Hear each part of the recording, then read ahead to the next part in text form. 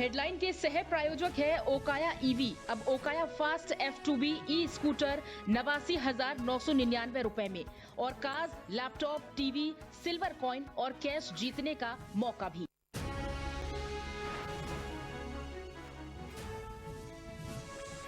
G20 presidency का लोगो किया launch, theme और वेबसाइट का भी किया अनावरण। बोले G20 का आयोजन भारत के लिए गर्व की बात। दिल्ली के मुख्यमंत्री अरविंद केजरीवाल पर कांग्रेस का बड़ा हमला। राजस्थान के मुख्यमंत्री अशोक गहलोत ने लगाया करोड़ों की डील करने का आरोप। कांग्रेस की भारत जोड़ो यात्रा महाराष्ट्र के नांदेड़ में हुई दाखिल। गुरु नानक जयंती कार्यक्रम में राहुल गांधी ने की शिरकत, पगड़ी में आए नजर। महाठग सुकेश चंद्रशेखर ने पत्र में किया बड़ा दावा। गोवा और पंजाब चुनाव में फंड के लिए बनाया गया था दबाव। बीजेपी ने सीएम केजरीवाल का मांगा इस्तीफा। बिहार के मुख्यमंत्री नीतीश कुमार ने रिजर्वेशन की 50% सीमा तोड़ने की मांग की। बिहार में आरक्षण लिमिट बढ़ाने के लिए दिए संकेत। विदेश मंत्री जयशंकर ने मॉस्को में रूसी विदेश मंत्री से की मुलाकात। आतंकवाद और निवेश पर हुई बातचीत। यूक्रेन से बातचीत की भी दी सलाह।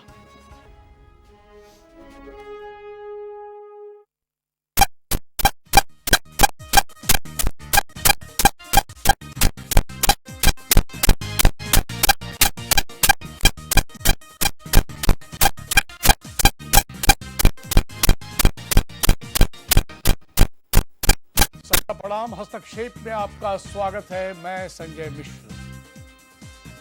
हिमाचल प्रदेश की जनता हर 5 साल में सत्ता बदल देती है। यह ट्रेंड पिछले 3.5 दशकों से चला आ रहा है। जी हां, इस बार बीजेपी इस सिलसिले को तोड़ने के लिए एड़ी चोटी का जोर भी लगा रही है। वहीं कांग्रेस सत्ता में वापसी के लिए संघर्ष कर रही है। आम आदमी पार्टी भी चुनाव में एंट्री मारकर मुकाबले को त्रिकोणीय बनाने की कोशिश में है। ऐसे में यह देखना दिलचस्प होगा कि प्रदेश में सत्ता बदलने का ट्रेंड बरकरार रहता है या फिर बीजेपी इसे तोड़कर सत्ता में वापसी कर नया इतिहास बनाती है। तो आज हस्तक्षेप में हम इन्हीं सवालों का जवाब तलाशने की कोशिश करेंगे।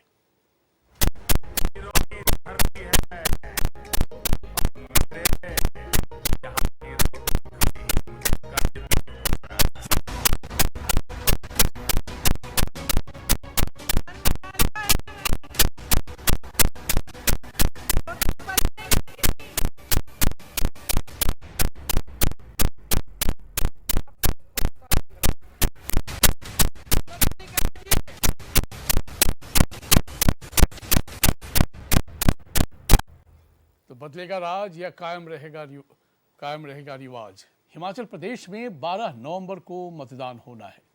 राज्य में अब तक सत्ता बदलने का रिवाज रहा है। बीजेपी दावा कर रही है कि इस बार ये रिवाज बदल जाएगा और सत्ता का ताज उसके पास ही रह जाएगा। कांग्रेस और आम आदमी पार्टी भी जीत के लिए एड़ी चोटी का जोर लगा रही है। ऐसे में हिमाचल की सियासी पिच के असली मिजाज को जानना जरूरी है। देखते हैं ये रिपोर्ट।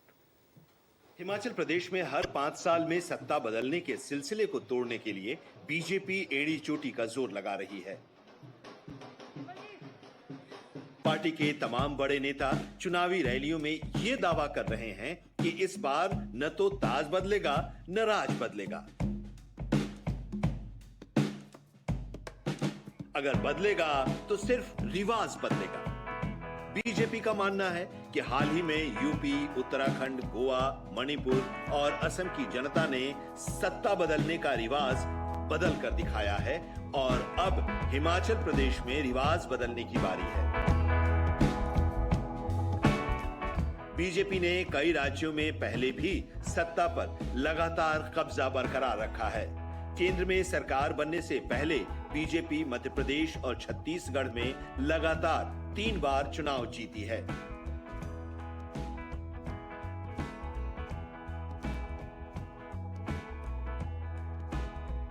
2014 में केंद्र में मोदी सरकार बनने के बाद ऐसे राज्यों की तादाद बढ़ी है जहां बीजेपी ने सत्ता विरोधी लहर को पीछे छोड़ते हुए सत्ता में वापसी की है।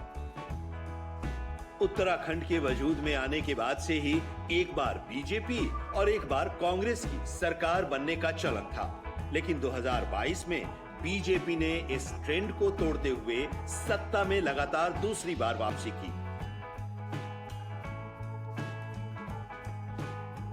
इसी तरह यूपी में भी बीजेपी ने धमाकेदार तरीके से सत्ता में वापसी करके सत्ता विरोधी लहर को पूरी तरह खारिज कर दिया। 2014 में हरियाणा में पहली बार पूर्ण बहुमत की सरकार बनाने वाली बीजेपी 2019 में फिर से सत्ता पर काबिज हो गई।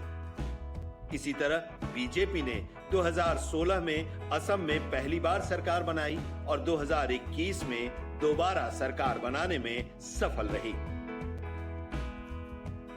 बीजेपी अब इस रिवाज को हिमाचल में दोहराना चाहती है। राज्य में हुए पिछले विधानसभा चुनाव में बीजेपी को 43 सीटें और 48.79% वोट मिले थे, जबकि 41.68% वोट हासिल करने के बावजूद कांग्रेस 22 सीटों पर सिमट गई थी। आम आदमी पार्टी की बात करें तो हिमाचल की सियासी पिच पर बीजेपी और कांग्रेस को परास्त करना उसके लिए आसान नहीं है। आम आदमी पार्टी इस साल उत्तराखंड में 70 सीटों पर चुनाव लड़ी थी, लेकिन 65 पर जमानत जब्त हो गई थी। यूपी और गोवा में भी 99% सीटों पर पार्टी उम्मीदवारों की जमानत जब्त हुई थी। ऐसे में हिमाचल चुनाव में बीजेपी और कांग्रेस के वोट बैंक में सेंध लगा पाना मुश्किल है। ब्यूरो रिपोर्ट, सहारा समय। वैसे पारंपरिक तौर पर देखें तो बीजेपी और कांग्रेस की लड़ाई आमने सामने नजर आती है हर चुनाव में, लेकिन इस बार एक थर्ड फैक्टर के तौर पर आम आदमी पार्टी भी अपनी किस्मत आजमा रही है। सवाल कई हैं, राजनीति बहुत उलझी हुई है, क्या वहां त्रिकोणीय मुकाबला हो सकता है, या फिर बीजेपी जो कह रही है, जो उनके अपने दावे हैं नेताओं के, क्या वाकई इस बार रिवाज बदलेगा? समझने की कोशिश करते हैं। इस वक्त हमारे साथ कई मेहमान जुड़ गए हैं। बीजेपी से सच्चिदानंद राय हमारे साथ जुड़ गए, आपका बहुत स्वागत है। अजय अरोड़ा जी, आप कांग्रेस के नेता हैं, आपका बहुत स्वागत है। नितेश चौरसिया जी, आप आम आदमी पार्टी से आते हैं, आपका बहुत स्वागत है। राहुल लाल, आप राजनीतिक विश्लेषक हैं, आपका बहुत स्वागत है। और हमारे साथ इस वक्त बिलासपुर से हमारे वरिष्ठ संवाददाता मृगांक प्रभाकर भी हमसे जुड़ गए हैं। पहले उनसे समझते हैं मिजाज क्या चल रहा है। मृगांक, वहाँ पर आप बेहतर बताएंगे, क्योंकि ज़मीन पर आप सब कुछ देख रहे हैं, समझ रहे हैं और महसूस भी कर रहे होंगे कि राजनीति किस करवट उठक बैठक करने वाली है।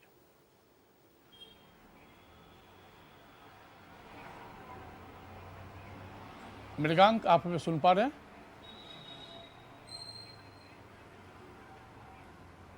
क्या लगता है वहां पर क्या मिजाज है?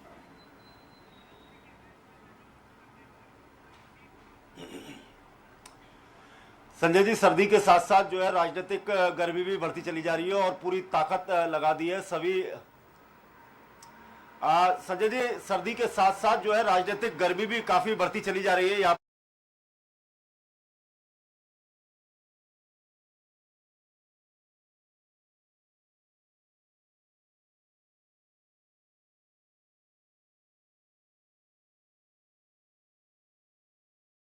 सुन पा रहे हैं आप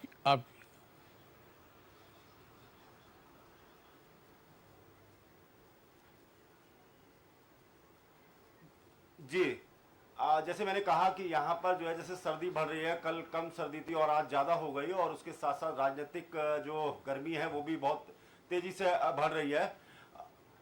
यहाँ पर जो स्थिति साफ तौर पे दिखाई दे रही है वो ये है, तो मुद्दा सिर्फ एक जो है परकुलेट करता हुआ नजर आ रहा है। हालांकि बीजेपी ने कोशिश जरूर की, जिस तरह से उत्तरांचल में उन्होंने कोशिश की थी कि यूनिफॉर्म सिविल कोड का मुद्दा उठाएंगे, वक्फ बोर्ड की जो संपत्ति है उन्हें लाएंगे, तो वो साफ तौर पर मुझे यहाँ नहीं दिखाई दे रहा। वो शायद कहीं नेपथ्य में गायब सा हो गया। कोई यूनिफॉर्म सिविल कोड की बात नहीं कर रहा, कोई नहीं कर रहा। यहाँ पे जो सिर्फ मुद्दा हो रहा है, दो बातें साफ तौर पे दिखाई देती है। मैं लगातार छात्रों के बीच में हूँ, टीचर से भी बात कर रहा हूँ, हर वर्ग को हमने टच करने की कोशिश की है और साफ एक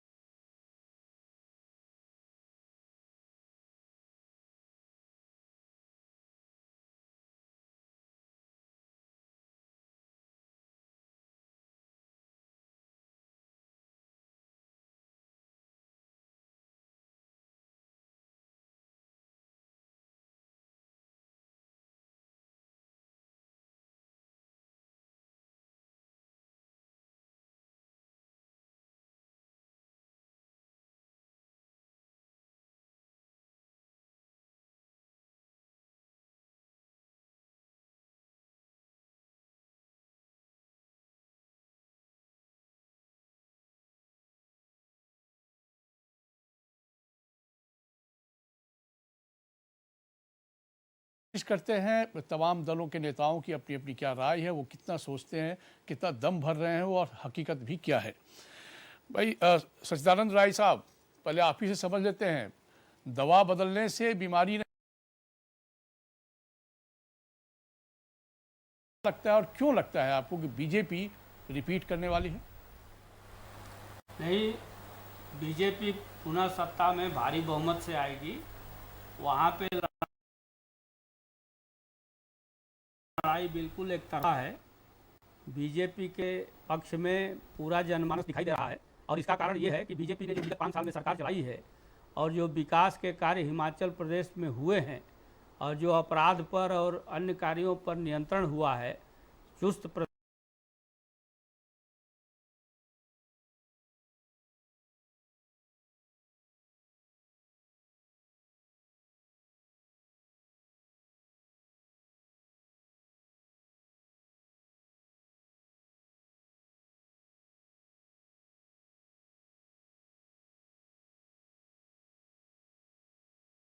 योजनाएं चल रही हैं, उनका लाभ आम आदमी तक पहुंच रहा है।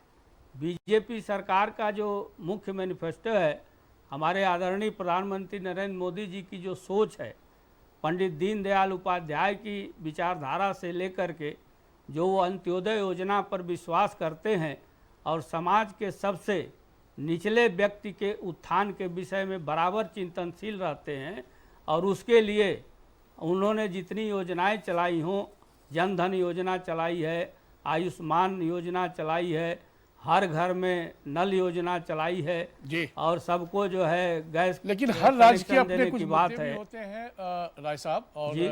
उसको भी आप नज़रअंदाज तो नहीं कर सकते। अभी हमारे संवाददाता ने बहुत सारी बातें बताई, आपने सुनी भी होंगी। जी रोजगार एक बड़ा मुद्दा है, मानते हैं आप?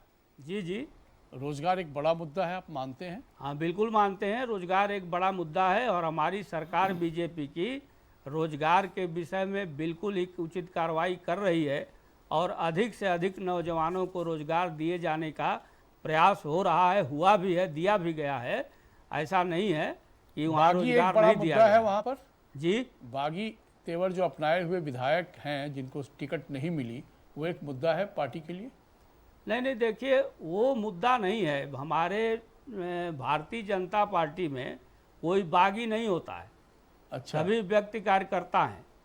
चुनाव में, हर चुनाव में आप देखते हैं, टिकट बंटवारे के बीच में कहीं न कहीं किसी को तकलीफ होती है। जी, हर आदमी उम्मीद करता है कि भाई हमको टिकट मिले और हम पार्टी की सेवा में आगे बढ़ें, लेकिन यदि नहीं मिलता है तो थोड़े समय के लिए किसी के मन में दुख हो सकता है, लेकिन वो फिर हल हो जाता है। ठीक है, मतलब आपको उम्मीद है कि वो हल हो जाएगा। बिल्कुल 100%। चलिए, अजय अरोड़ा साहब, कांग्रेस मैदान में तो है, लेकिन कांग्रेस के आला नेता बहुत एग्रेसिव नहीं दिख रहे वहां पर। हालांकि प्रियंका वहां रैली कर रही हैं, राहुल नदारद है।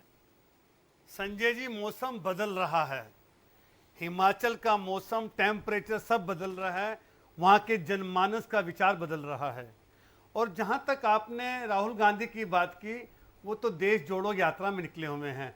हमारी नेता, हिमाचल उसी का हिस्सा है ना। हमारी वरिष्ठ नेता प्रियंका गांधी, जिन्होंने दर्जनों रैलियां की हैं, इतनी सभाएं की, और बड़े उत्साह के साथ वो काम कर रही हैं।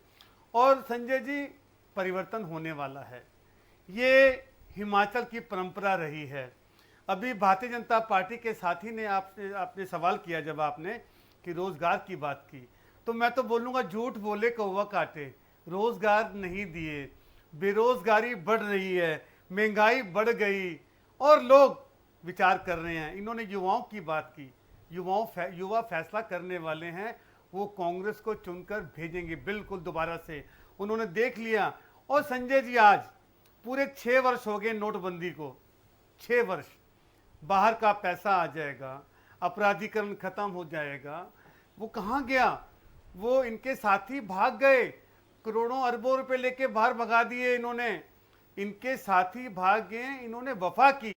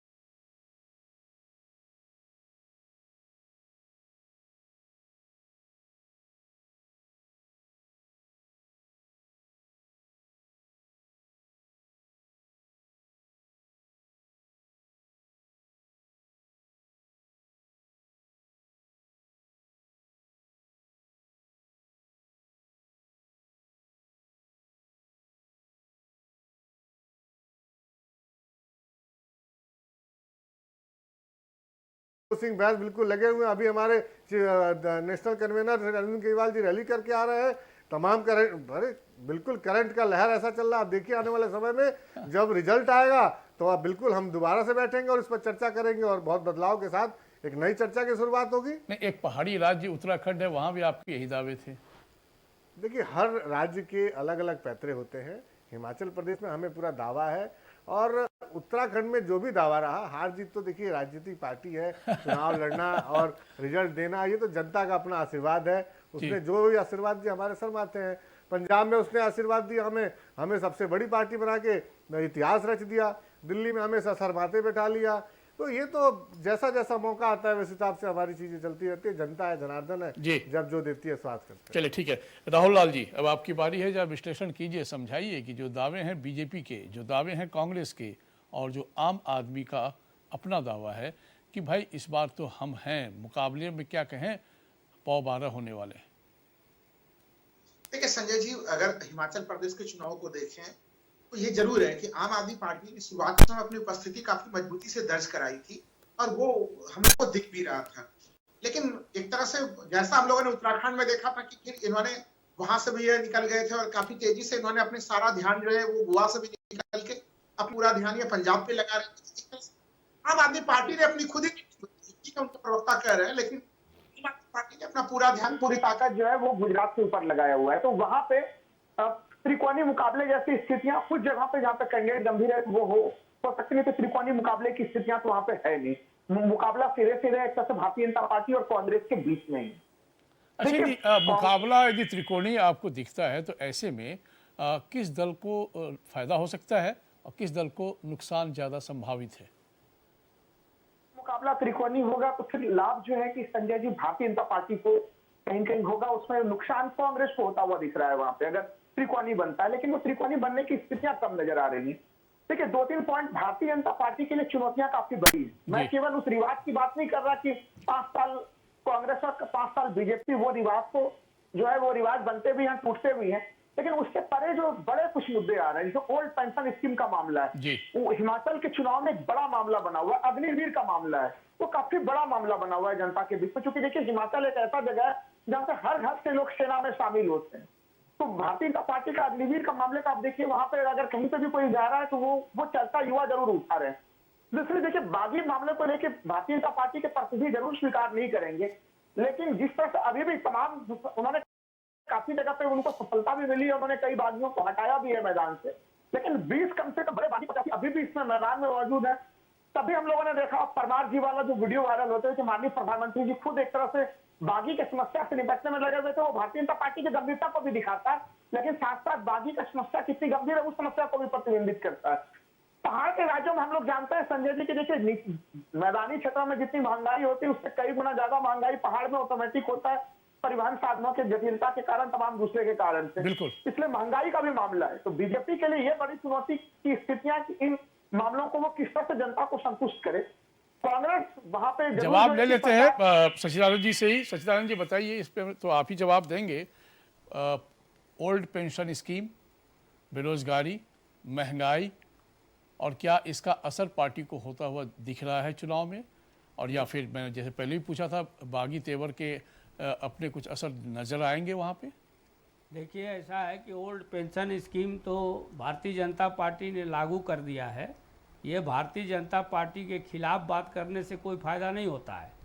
बेरोजगारी का जहाँ तक सवाल है, तो ये जो मैनिफेस्टो में कांग्रेस कह रही है या फिर आम आदमी पार्टी के नेता कह रहे हैं कि हम पुरानी पेंशन व्यवस्था बहाल करेंगे, नहीं, तो ये सब गलत कह रहे हैं। ये बिल्कुल गलत कह रहे हैं। आपने कैसे लागू कर दिया है? हमने अभी देखिए सैनिकों की पेंशन योजना को लागू किया है और ये कर्मचारियों 12 लाख रुपए ले जाइए। नहीं, कर्मचारियों की ओल्ड पेंशन योजना के विषय में कार्रवाई चल रही है और उसको इतना आसान नहीं होता है। जब कोई कार्रवाई करनी होती है तो उसके विषय में सारी तैयारी की जाती है। आने वाले अगली सरकार में हम इसको लागू करेंगे। हमने कहीं मना थोड़े किया कि हम इसको लागू नहीं करेंगे। ये अच्छा तरीका ये तो ऊपर जाके बोलने लगता है कि हम कर रहे हैं, आप इससे पहले क्यों नहीं कर लिए? मैं आऊंगा, ये शॉर्टिंग मैच का प्रोग्राम नहीं है। नहीं, हम आप बड़ी गंभीर विषय पर चर्चा कर रहे हैं। जब आप बोले तो आप ही को लोग सुने समझे तो शायद ज्यादा बेहतर संदेश जाएगा। जी अपनी बात पूरी करें सीताराम और जी। बेरोजगारी का जहाँ तक सवाल है, हमने भी अपने मैनिफेस्टो में बेरोजगारों के लिए रोजगार देने की व्यवस्था की बात करी है। इससे पहले भी रोजगार की व्यवस्था बीते की 5 रही वर्षों है। में कितना रोजगार और दिया हम सरकारी नहीं, गैर सरकारी प्राइवेट सेक्टर में भी रोजगार के अवसर सृजित कर रहे हैं, उसको करा रहे हैं। नहीं राय साहब, जी बीते 5 वर्षों में कितने युवाओं को रोजगार मिला हिमाचल में? देखिए, अभी हमारे पास उसका आंकड़ा नहीं है, मैं बहुत साफ आपसे बात कर रहा हूँ, लेकिन बेरोजगारों को रोजगार दिया गया है। यदि आप कहेंगे तो आंकड़ा भी प्रस्तुत कर दिया जाएगा। प्रस्तुत कर देना चाहिए था आपको। हाँ नहीं, इस समय मेरे पास नहीं है तो क्योंकि बहुत शार्ट टाइम पर मैंने यहाँ पे ज्वाइन किया है, इसलिए इसके लिए मैं आपसे क्षमा मांगता नहीं, कोई बात नहीं, कोई बात नहीं। अगली बार आप तैयारी करके आइएगा इस मुद्दे पर। लेकिन सवाल नितेश चौरसिया जी, जब आप बोल रहे थे, क्या वाकई वहाँ महंगाई, अग्निवीर, रोजगार, ये सब मुद्दे काम असर लाएंगे? बिल्कुल, क्यों नहीं। हिमाचल की धरती में एक देशभक्ति की ऊर्जा है और प्रधानमंत्री तो कहते हैं वीर भूमि है ये।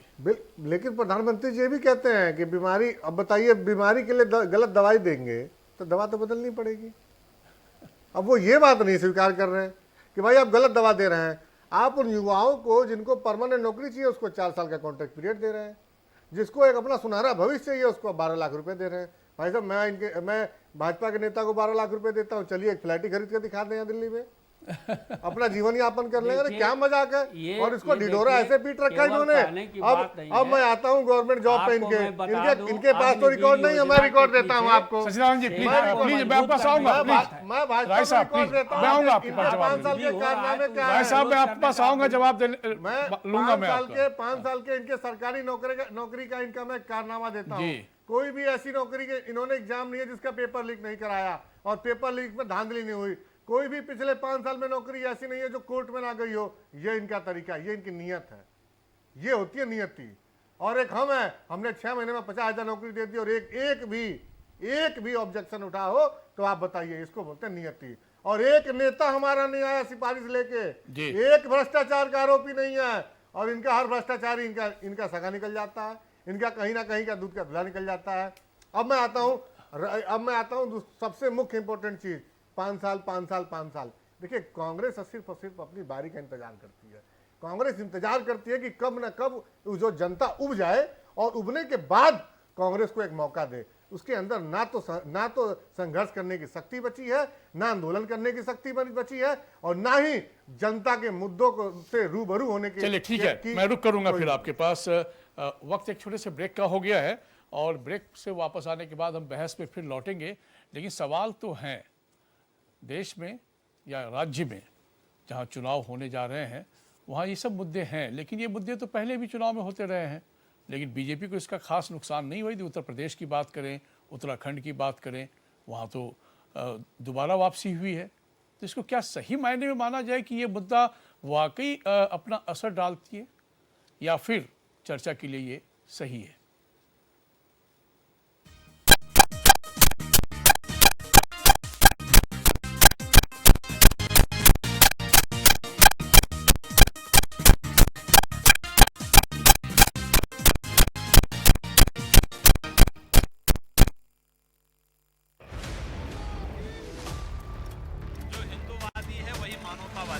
आपको लगता है कि पूर्वांचल में जो बुलडोजर चलाया गया, बुलडोजर यूपी का एक ब्रांड बना है। यकीन कीजिए, मुमकिन है सब कुछ, सिर्फ संवाद। शुरुआत कहाँ से हुई आपके राजनीतिक जीवन में? हाई स्कूल इंटर में जब पढ़ता था तब शुरू हो गया था। मूल मान्यताओं में कमी आई। देखिए, मूल्यों का क्षरण हुआ है। 3 तलाक का मुद्दा जो सम्मान माननीय उच्चतम न्यायालय ने दिया है, मैं हार्दिक बधाई देता हूँ। बीजेपी की लोग ही बीजेपी को हराने में जुट जाते हैं, ऐसा कुछ नहीं है। संवाद है तो समाधान। अपना दल के लिए कर रही हैं, भारतीय जनता पार्टी के लिए गठबंधन को मजबूत करने के लिए है। पंडित दीनदयाल उपाध्याय ने जो सपना देखा था भारत का, माननीय अमित शाह जी के आने के बाद हिंदुस्तान का परिदृश्य बदल गया। राजनीति में जो साधु संतों का आगमन ज्यादा हो रहा है, सन्यासी हो चाहे गृहस्थ हो, उसका वो काम करना पड़ेगा। उत्तम प्रदेश बनने का वो पूरा हुआ। हमारे क्षेत्र में आगे बढ़ रहे हैं। बेशक राजनीतिक हस्ती हो या हो समाज की कोई शख्सियत, जारी है संवाद। मैं बेबाक हूँ, जो कहना है छाती ठोक कर कहता हूँ। जब आप एक बुरा टाइम फेस करते हो, आई थिंक उसको भी आपको पॉजिटिवली लेना चाहिए। भारतीय जनता पार्टी दलितों के हित में काम की है। निरंतर आरक्षण की मांग बढ़ती जा रही है। आरक्षण का मतलब हमारा आरक्षण है। कानून तोड़ेंगे तो आप जेल के अंदर होंगे। हम तो कानून का राज्य ही स्थापित करना चाहते हैं। अटल जी ने मुझसे कहा था कि काजल की कोठरी है, जाना आसान है, साबित निकलना मुश्किल है। देखिए हमारे साथ संवाद सिर्फ सहारा समय न्यूज नेटवर्क पर।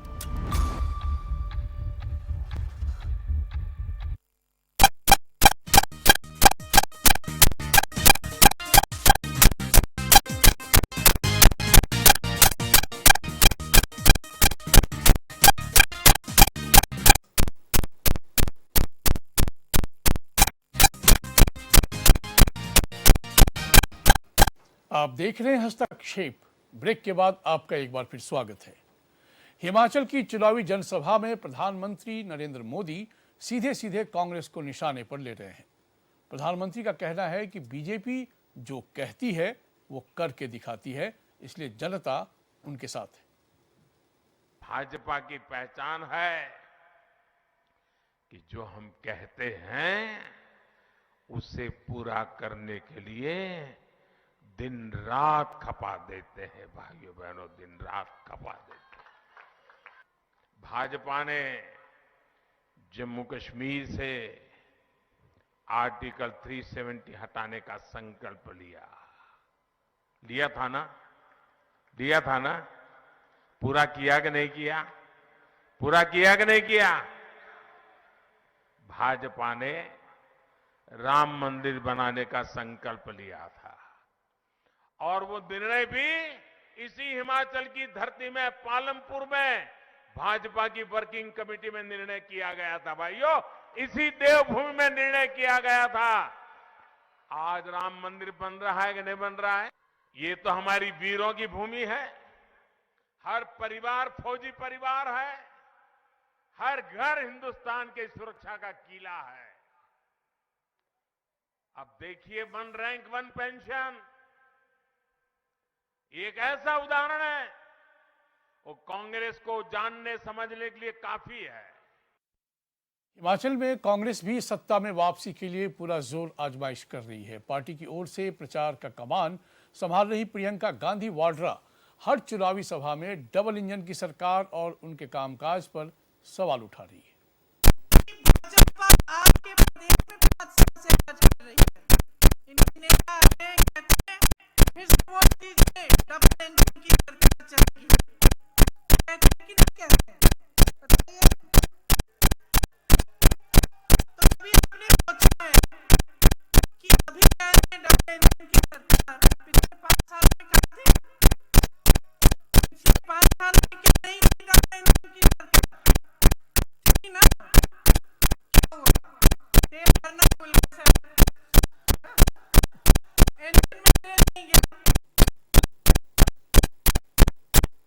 आम आदमी पार्टी हिमाचल की लड़ाई को त्रिकोणीय बनाने में जुटी है। चुनावी जनसभा में पार्टी के दिग्गज नेता बीजेपी और कांग्रेस दोनों को कटघरे में खड़ा कर रहे हैं। भगवान ने हिमाचल प्रदेश को दिल खोल के दिया, देने में कोई कसर नहीं छोड़ी। इतने सारे पहाड़ दिए, नदियां दी, जड़ी बूटियां दी, फल फूल दिए, पेड़ पौधे दिए, इतने शानदार लोग दिए, इतने अच्छे लोग दिए। भगवान ने अपनी तरफ से हिमाचल प्रदेश को देने में कोई कसर नहीं छोड़ी। लेकिन कांग्रेस और बीजेपी वालों ने भी हिमाचल प्रदेश को लूटने में कोई कसर नहीं छोड़ी।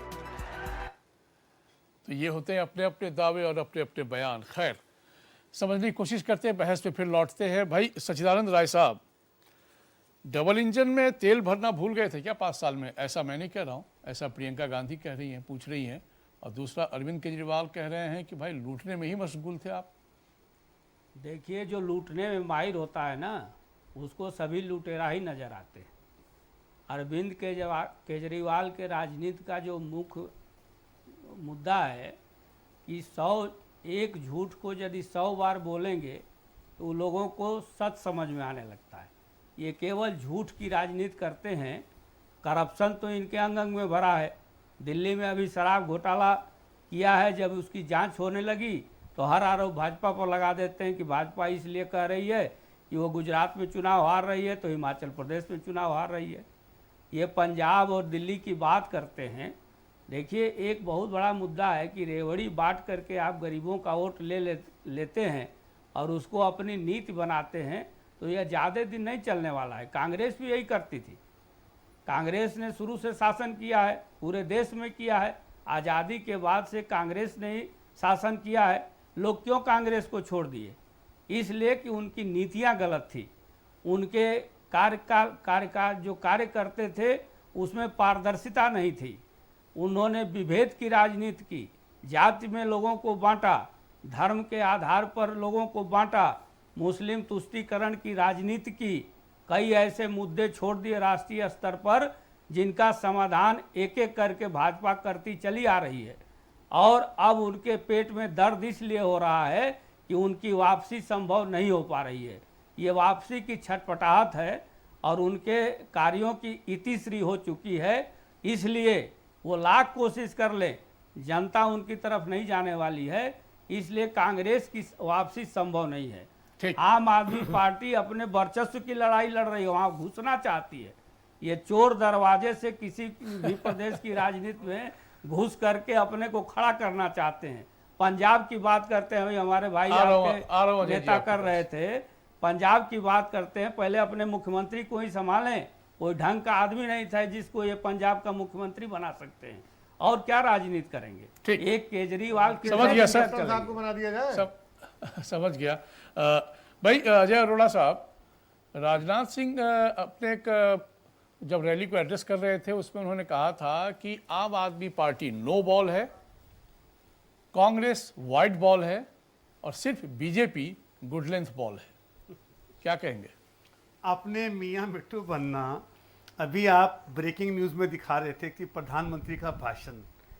बहनों भाइयों, जो हम कहते हैं वो करते हैं। 15 लाख आए के नहीं सबके खातों में? बहनों भाइयों बोलो, 15 लाख आए के नहीं? लेकिन जनाधार में तो कोई कमी नहीं आई। ये जुमलों की सरकार है। लेकिन जनाधार में प्रधानमंत्री स्वयं बोलते थे संजय जी। हाँ, लेकिन जनाधार में तो कोई कमी नहीं आई। लेकिन कोई बात नहीं, हर पीली चीज सोना नहीं होती। भारत की आवाम एक बार धोखा खा सकती है, 2 बार धोखा खा सकती है। ये जनता बहुत समझदार है और मूर्ख बनने वाली नहीं है। जहां तक आम पार्टी के भी साथी ने बात की, मैं कहावत पे कहूंगा, ये अन्यथा ना लें। मैं व्यक्तिगत टिप्पणी ना केजरीवाल पे कर रहा हूं ना प्रवक्ता पे कर रहा हूं। अगर किसी गधे को घोड़े की खाल डाल दो वो घोड़ा नहीं बन सकता, ये कहावत है। थोथा चना बाजे घना।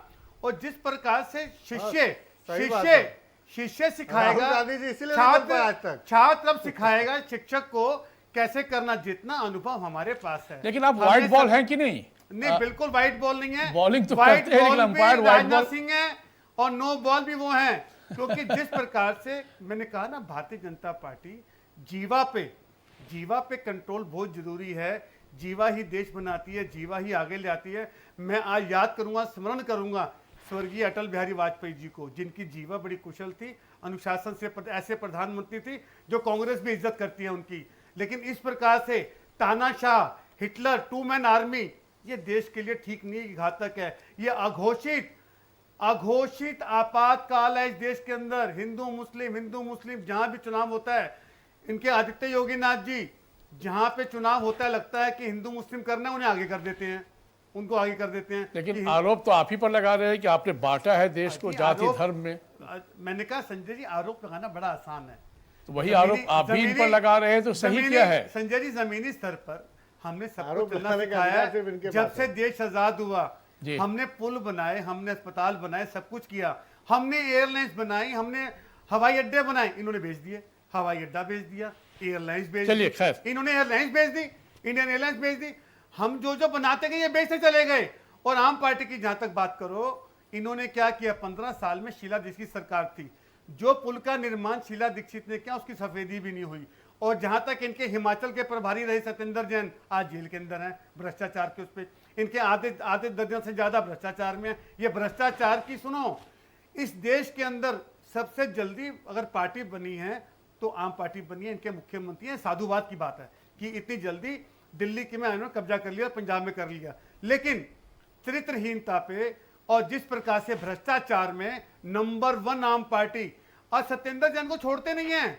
मनीष सिसोदिया शराब घोटाले, ब्लैक लिस्टेड कंपनी को, अच्छा आप आ जाओ गुजरात पे, चलो यहां तो शराब है, गुजरात में शराब बंदी है, शराब पी के कैसे लोग मर गए? भारतीय जनता पार्टी बताए कि जब शराब बंदी है, जहरीली शराब से लोग कैसे मर गए? चलिए एक जहरीली शराब फिर बेचता करेंगे अजय है, जी, एक समझ गए दूसरी शराब सवाल। बेचता है। सवाल सत्ता पक्ष से ही होता है, होने भी चाहिए। लेकिन नितेश चौरसिया जी, आप इतना खुश क्यों हो रहे हैं? आपको तो नो बॉल माना जाता है और बीजेपी तो ये कहती है और कांग्रेस भी ये मानती है कि लूटने में आप ही एक्सपर्ट हैं। मैं चाह रहा था थोड़ा सा कांग्रेस के प्रवक्ता जी का एक थोड़ा सा जवाब दे दिया जाए। इन्होंने एक बात कहते कहते गधे के तर्ज पे कुछ कह गए, तो सही बात है। कहावत बात नहीं की, मैं समझ चाहता हूं, मैंने कहा आप व्यक्तिगत अपने पे ना लें, सुन लीजिए, मैंने कहावत अरे सुन लीजिए, मैं भी यही कह रहा हूँ, पिछले 8 साल से राहुल गांधी जैसे गधे को आप देश के सामने प्रोजेक्ट कर रहे हो कि भैया प्रधानमंत्री मानो। मैंने केजरीवाल को गधा नहीं बोला ना, आपको बोला गधा, ऐसे शब्दों का प्रयोग ना करें। मैंने क्या कहावत, देखिए इस बहस को सार्थक बनाइए। इसका मतलब आप अपने को गधा मानते हैं, आप अपने आप को गधा मान रहे हैं, इसका मतलब आपको बात लग गई, आपको बात लग गई। उदाहरण दिया है नितेश जी, शब्द वापस लेते हैं, आप चर्चा को आगे बढ़ाएं। केजरीवाल गधा सुन लो, उदाहरण नहीं, मैं तो हकीकत बताई, हकीकत जो आपको उदाहरण दिया है, आपको हकीकत लग गई। देश को ऐसे व्यक्ति की जरूरत नहीं है मेरी बॉल निशाने पे लगी, तौर पे संजय जी, मेरी बॉल निशाने पे लगी, जिसने अपने संगठन को ना चला सका, का साइज रहते हुए अपने उसके नेता भी कमीज का साइज आरोपी अगर आम आदमी पार्टी है तो एक भी नेता उसका क्यों नहीं बिका? कांग्रेस का नेता ही क्यों बिका? 44 साइज की, अरे अब आप दोनों को रोक रहा हूं, मुझे हस्तक्षेप करना पड़ेगा। मैं सीधे रुक करूंगा राहुल लाल का। राहुल जी, क्या आपको लगता है good length, no ball, wide ball, ये तीनों में सही निशाने पर किसका है विकेट की ओर बॉलिंग? देखिए, बॉलिंग तो शुरुआत में आम आदमी पार्टी ने अच्छी बॉलिंग की थी। मैं एक चीज कहूंगा, मैं हिमाचल चूंकि 2-3 बार मैं गया भी, आम आदमी पार्टी ने जो मुद्दे उठाए वो मुद्दे अभी भी वहां पे जन सरोकार में जो कांग्रेस उठा रही है वो मुद्दे अभी भी हैं, लेकिन उसके बाद आम आदमी पार्टी खुद पीछे चली गई। तो जो विपक्ष के पास जो मुद्दे हैं, क्योंकि देखिए सत्ता तंत्र में आप होते हैं तो उनके पास एक रिपोर्ट कार्ड होगा, विपक्ष आपके ऊपर आरोप लगाएगा। तो विपक्ष जिन मुद्दों को उठा रहा है वो मुद्दे बड़े गंभीर,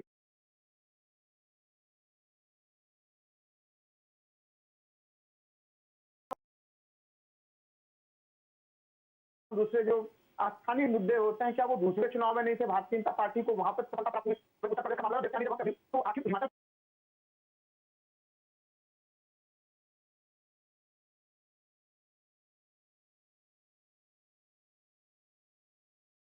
पूरा प्रयास हो रहा है, बीजेपी की तरफ पूरा प्रयास हो रहा है कि समान नागरिक संहिता का मामला हो या इस तरह से वक्फ बोर्ड का मामला हो, इन मामलों को उठाया जाए। अभी तक देखिए, अब 12 तारीख को इलेक्शन होना है, लेकिन ये मुद्दे जो जनता के बीच में जिस तरह से हम लोग देखते थे उत्तर प्रदेश में इस तरह के मुद्दे काफी हावी होते थे, ये मुद्दे अभी तक वहां पे जनता के बीच में उस रूप में हावी नहीं हो पाई है।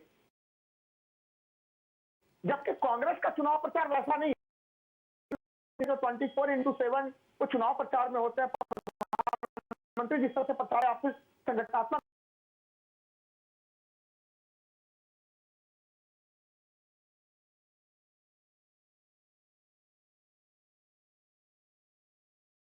ढांचे में वो जिस तरह से उसके मामलों को अपने विषय को करने, वहां पे देखिए मैंने तुम्हारे दिए वहां पर, लेकिन ये तो मुझे लगा कि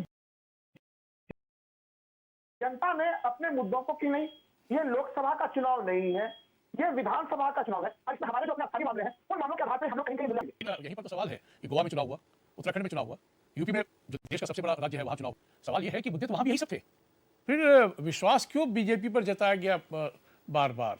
ये एक बड़ा सवाल है सर। और फिर इसीलिए सवाल है कि सामने वाला विपक्ष यदि मजबूत है तब तो एक बात है, क्या भरोसा नहीं जीत पा रही है विपक्षी पार्टियां? नहीं, देखिए ये तो तय बात है कि अगर भारतीय जनता पार्टी केंद्र में प्रचंड बहुमत में अभी 18 से ज्यादा एक तरह से राज्य सरकार को चला रही है, जनता का विश्वास, इसमें जनता बीजेपी के ऊपर विश्वास कर रही है, प्रधानमंत्री जी के कहे गए बातों और वक्तव्यों के ऊपर वो विश्वास करती है, इसमें कहीं कोई शक वाली बात नहीं। लेकिन जैसे कि आप देखिए इसी चुनाव में आप देखेंगे जब आप अलग अलग विधानसभा चुनाव का नाम ले रहे थे, बेरोजगारी का मामला हम लोगों ने इसके पहले एक बिहार के चुनाव में हम लोगों ने उठता हुआ देखा था कि 2020 के चुनाव में बेरोजगारी का मामला थोड़ा सा उठता हुआ दिखा था। लेकिन अगर ये सब बेसिक मुद्दे फिर इन जगहों पे नहीं था, लेकिन यहाँ पे मुझे दिख रहा है कि ये मुद्दे पार्टियां नहीं उठा रही, ये मुद्दे वहां पे जनता के तरफ से सीधे उठ रहे हैं। लगातार आप अगर वहां पे जाएंगे तो तमाम जो हम लोग के वरिष्ठ पत्रकार जो साथी वहां पे गए हुए वो लोग जो जानकारी दे रहे हैं कि ये वो खुद चाह रहे हैं कि इन मामलों के ऊपर बातचीत हो। तो एक तरह से हिमाचल प्रदेश की जो आबोहवा है, अगर हम लोग गुजरात से भी बात करें तो गुजरात की आबोहवा आपको अलग दिखेगी संजय जी, और हिमाचल प्रदेश की आबोहवा बड़ी अलग सी दिखेगी। हाँ बिल्कुल बिल्कुल, परिस्थितियां अलग अलग होती है, मुद्दे अलग अलग होते हैं, और कहीं पर वो मुद्दे ज़्यादा हावी होते हैं, कहीं पर मुद्दे तो होते हैं पर कुछ दूसरे मुद्दे ज़्यादा प्रभावशाली हो जाते हैं। लेकिन यहीं पर दूसरा सवाल ये भी है कि बीजेपी के जो बार बार दावा बीजेपी के बड़े बड़े नेता करते हैं कि भाई सिंगल इंजन के भरोसे मत रहिए, डबल इंजन का सिर्फ लाभ ही लाभ है। कांग्रेस बार बार कह रही है कि डबल इंजन में तेल भराना भूल गए, 5 साल में तेल नहीं भराया गया। तो सवाल ये है कि ये जो डेवलपमेंटल वर्क तो कुछ तो अच्छे अच्छे हुए भी हैं जो पहले दूसरी सरकारों में नहीं हुई थी। तो सवाल ये है कि क्या उतने भर से बीजेपी वाकई लोगों को अपना पाएंगी, और क्या विपक्ष खासकर यदि हम कांग्रेस की बात करें तो अभी भी कांग्रेस चुनौती देने में सफल होती हुई नजर आ रही है, क्योंकि लास्ट इलेक्शन की भी बात करें तो बहुत वोटिंग परसेंटेज में बहुत अंतर नहीं होता है, 2 से 2.5% के अंतर से वहाँ सरकार बनती है और गिरती है, और ये 2.5% जो होते हैं बहुत न्यूट्रल मतदाता होते हैं। देखिए संजय जी, सबसे पहले तो आपके प्रथम खंड पे आ रहा हूँ कि बीजेपी को किस रूप में लोग देखेंगे। देखिए ये तो तय बात है कि बीजेपी देश भर में अभी एक लोकप्रिय पार्टी है, लोग उनके ऊपर विश्वास करते हैं, वो चुनाव जीत रहे हैं। तो लोकतंत्र में चुनाव अगर आप जीत रहे हैं तो फिर ये तो तय बात है कि जनता ही वोट कर रही है। लेकिन एक तरह से समय के साथ एंटी इनकम्बेंसी फैक्टर्स किस तरह से आ रहे हैं, अब देखिए जो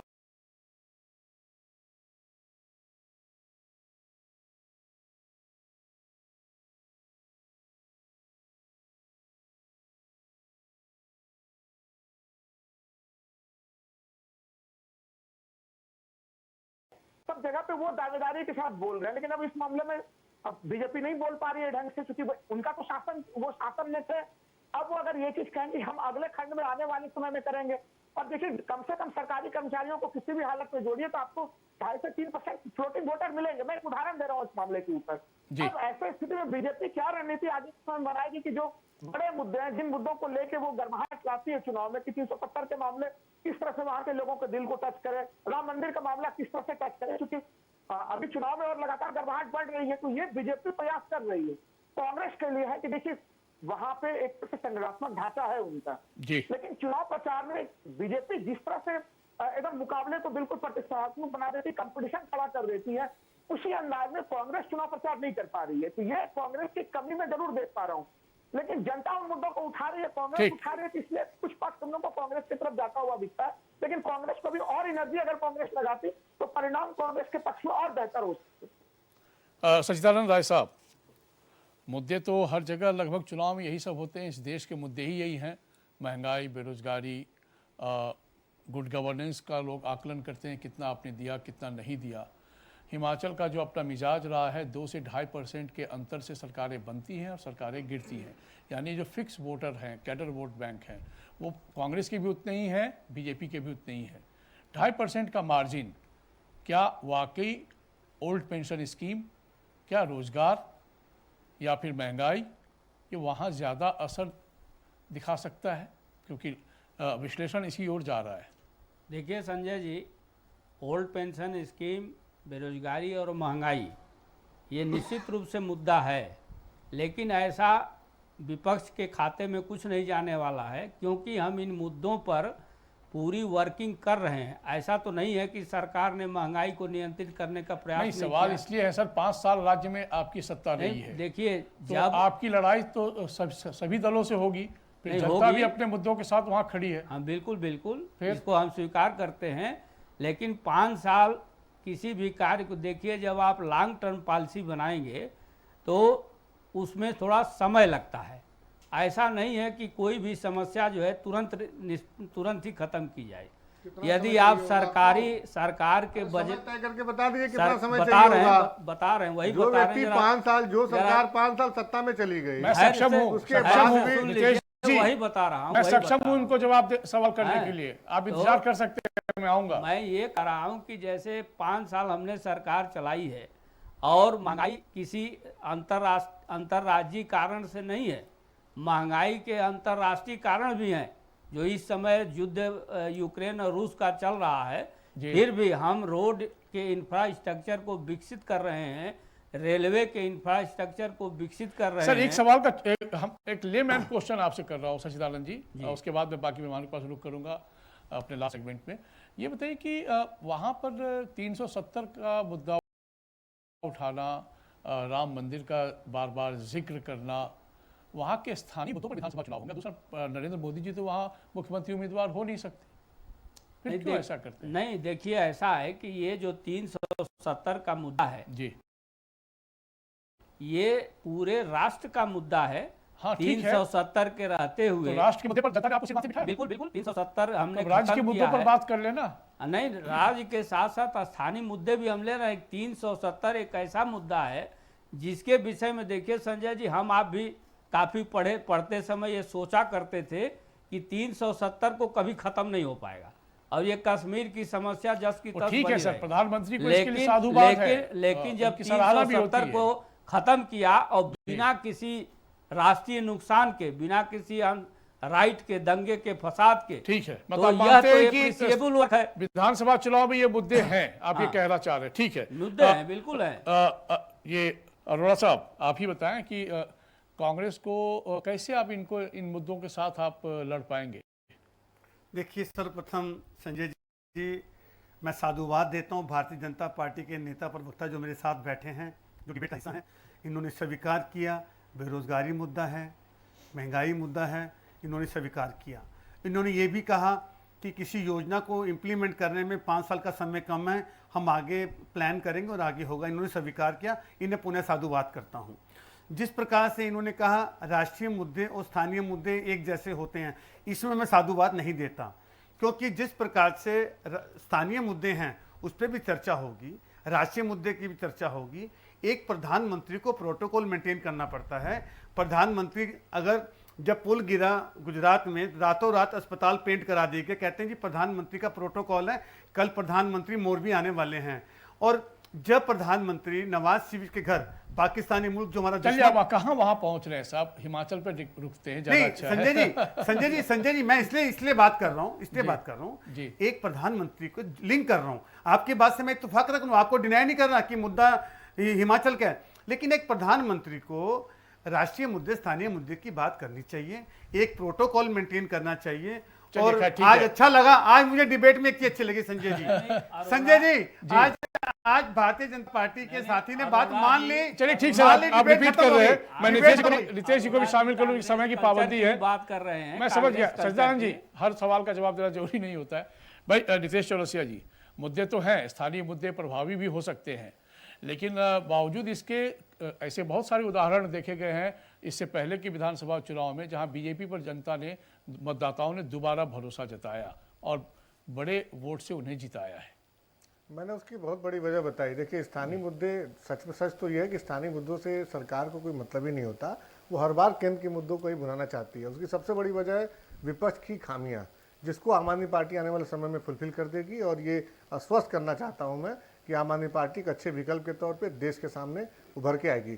370 पे मैं एक बात कहना चाहता हूँ, वह भी बड़ा आश्वस्त कर रहे थे, 370 तो आपने हटा लिया, बहुत अच्छा करा, लेकिन ये बताइए कश्मीरी पंडितों की सुरक्षा, कश्मीरी पंडितों की मुद्दा, वो दिल्ली में बैठे हुए आंदोलन कर रहे हैं, उनके सुरक्षा, उनके उस पर एक दिन हम लोग चर्चा कर लेंगे अलग से, लेकिन आप जब 370 की बात कर रहे हैं तो मेरा अधिकार है पूछने का। ठीक है, ये भी मुद्दे होने चाहिए स्थानीय, इस पर अलग से मुद्दे करेंगे, तभी ढंग से चर्चा हो सकती है, अलग मुद्दा जब हम उठाएंगे इसका।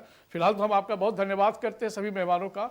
सच्चिदानंद राय साहब आपका बहुत धन्यवाद, अजय अरोड़ा जी आपका बहुत धन्यवाद, नितेश चौरसिया जी आपका, विश्लेषण के लिए राहुल लाल साहब आपका बहुत शुक्रिया। तो मुद्दे कई हैं, बीजेपी के लिए भी चुनौतियां हैं, कांग्रेस के लिए भी बहुत बड़ी चुनौतियां हैं, लेकिन आम आदमी पार्टी अपने आप को इस मुकाबले में देख रही है। तीनों राजनीतिक दलों को शुभकामना, लेकिन स्थानीय मुद्दे वहां मुंह बाए भी खड़े हैं। हालांकि अनुभव ये कहता है कि कई विधानसभा चुनाव हुए इससे पिछले वर्षों में, वहां पर बीजेपी को दोबारा बहुमत भी मिला। तो अब जनता पर ही छोड़ते हैं। फिलहाल हस्तक्षेप में इतना ही। सहारा पड़ा।